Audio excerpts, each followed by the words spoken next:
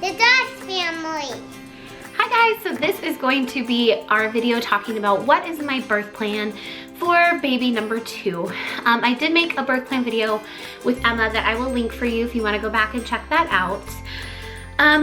But birth plans are interesting. Everybody has different feelings on them. And I think I said this in my first birth plan video, but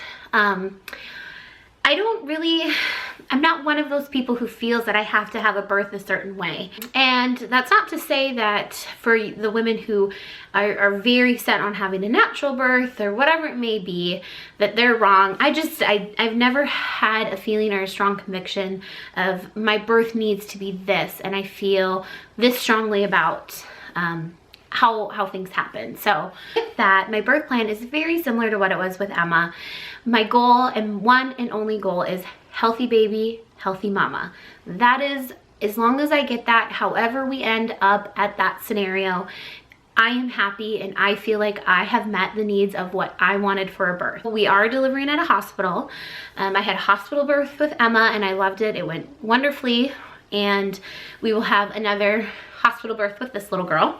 I do plan on having an epidural. I have no desire whatsoever to have a completely natural, unmedicated birth. For you women who have done it and want to do it, I give you my hats off, because I could not do that.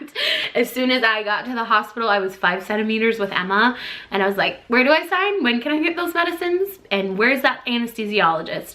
I was all about it, and it helped me have a very easy delivery and birth, because I was at ease, I was able to rest, and things just went really well. So I am absolutely planning on having another epidural with this baby. I didn't feel like it impeded anything in relation to feeling like I was in labor, feeling the urge to push. I didn't have any issues with that. So I'm really hopeful to have that again with this baby. The one thing that I would like to see different in this labor and delivery than I did with Emma, and a lot of it was just because of the complications of how Emma was born, I would like to be able to have immediate skin to skin time with the baby. And that was not something we were able to do with Emma.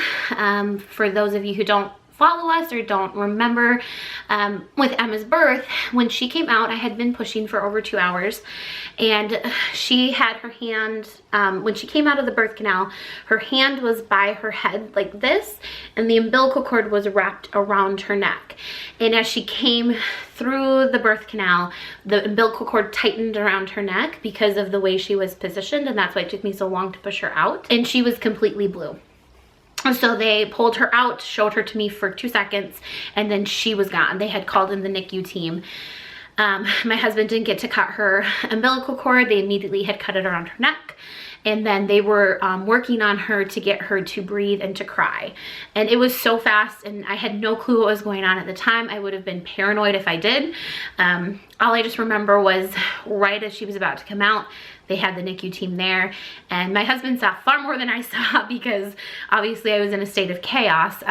They had to stick a huge thing down her throat to get fluid out, and trying to get her to breathe and resuscitate her essentially. So we didn't get to have any of that. So I am really hoping that this time my husband will get to cut the umbilical cord for baby girl, and we'll get to have some skin to skin time with some delayed cord cramping. That's really the only thing that I would love to have, because we didn't have that with Emma. It was so much chaos, and all that mattered again in that situation, those things were so minimal in comparison to her health and her well-being. So I'm so thankful that everything happened the way it did with her. And if that happened again with baby girl, I would not be disappointed.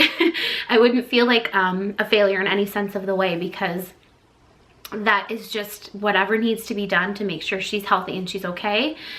That's what I want. So I'm pretty go with the flow, and maybe that's, I don't know, and maybe that's not a birth plan, but that's my birth plan. It's just whatever is needed at the time.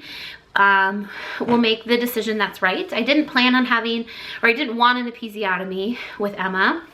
However, right as I was about to push, the doctor said, listen, I think it's the best situation to go ahead and give you an episiotomy, or else you're going to have worse tearing than if we don't. And so that was something I said, okay, I trust your judgment. And because of that, I did have some tearing, but it's not as bad as it would have been. So I hope this time to not have to have an episiotomy, having this be my second birth.